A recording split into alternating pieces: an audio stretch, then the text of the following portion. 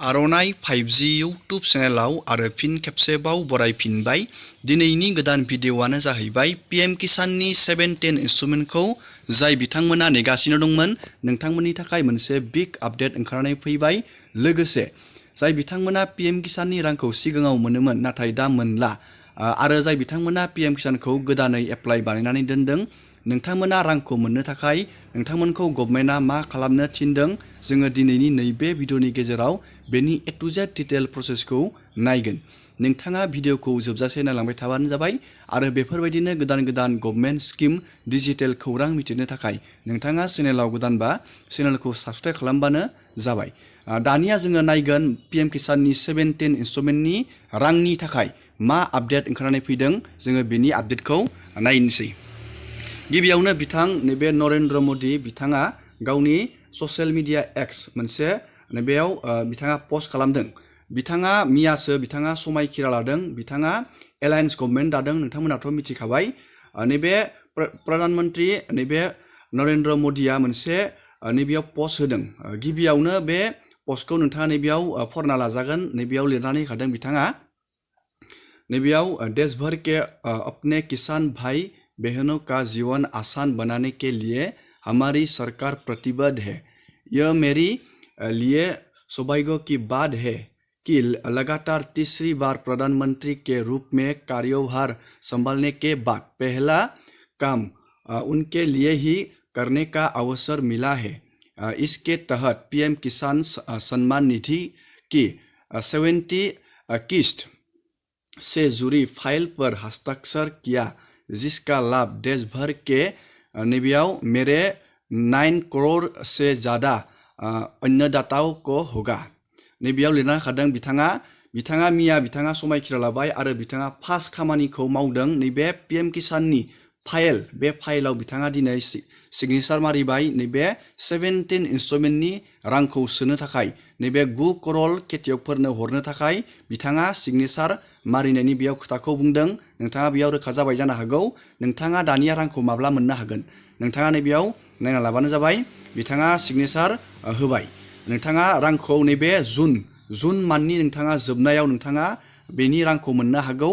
नोंथाङा 100% रांखौ मोनसिगोन। मानो होनब्ला बे PM किसान सम्मान निधिनि स्किमखौ नैबे BJP गभर्नमेन्टनिफ्राय होनाय जाखादोंमोन आरो बिथाङा थामथि खेबनि थाखाय बिथाङा प्राइम मिनिस्टार महरै बिथाङा समायखिरा लाबाय मियायो आरो बिथाङा फार्स्ट खामानिखौ मावबाय। नैबे PM किसाननि 710 इन्स्ट्रुमेन्टनि फाइलाव बिथाङा साइन होबाय।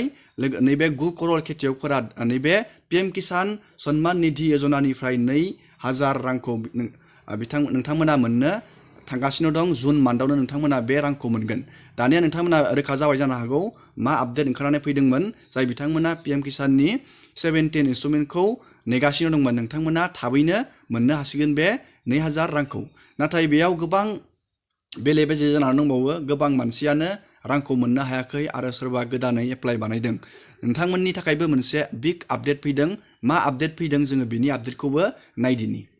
जाय बिथांमोननि PM किसाननि राङा स्टप जानानै दं नैबेयाव PM किसाननि CSC नैबेयाव सेन्टारनिफ्राय नैबेयाव मोनसे दिनै मिटिं जादों।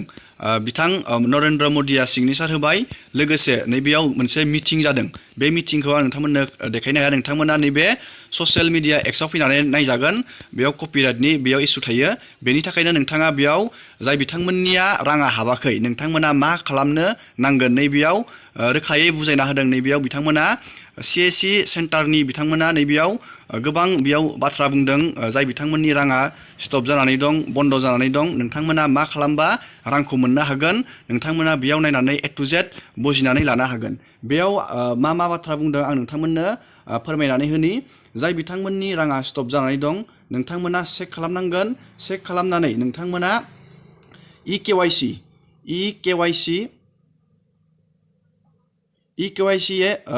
बे EKYCखौ होनांगोन। बेखौ बबेयाव होनांगोन नोंथांमोना बेखौ CSC सेन्टाराव थांनानै नोंथांमोना EKYCखौ होनांगोन।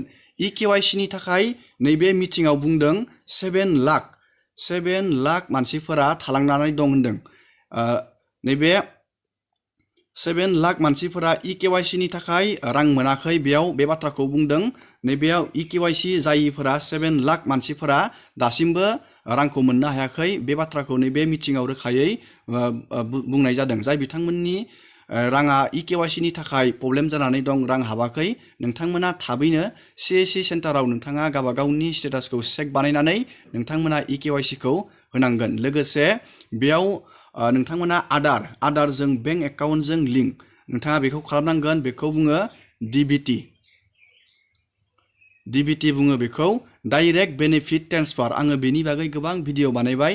बेनो जाहैबाय गभर्नमेन्टआ नोंथांनि बेंक एकाउन्टआव दानिया डाइरेक्टयै फैसाखौ सोआ, नोंथांनि आदारजों बेंकजों लिंक जानांगोन। अब्लासो नोंथाङा बे गभर्नमेन्ट स्किम, स्टेटनिल' नङा, नोंथाङा सेन्ट्रेल स्टेट गासैनिबो स्किमनि रांखौ नैबे DBT डाइरेक्ट बेनिफिट ट्रेन्सफारनि जोहैसो नोंथांनि आधार कार्डनि नाम्बारनि मददावसो बे रांखौ सोनाय जायो। नोंथाङा रोखा जाबाय जानो हागौ। जाय बिथांमोना इकेवाइसि होआखै, नोंथांमोना थाबैनो CSC सेन्टाराव थांनानै इकेवाइसि खौ होनांगोन।